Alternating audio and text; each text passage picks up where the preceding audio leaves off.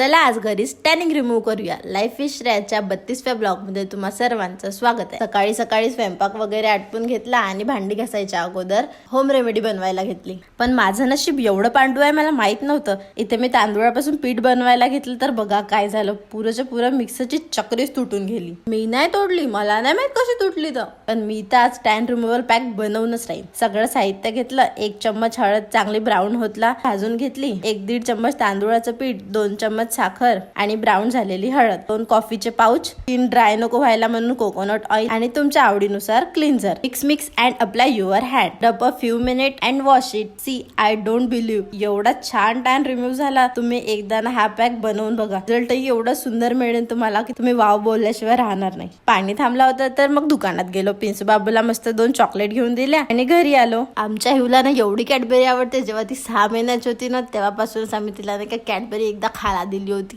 थोडीशी हिव सोबत मस्ती केली आणि असा होता माझा आजचा दिवस. Bye bye.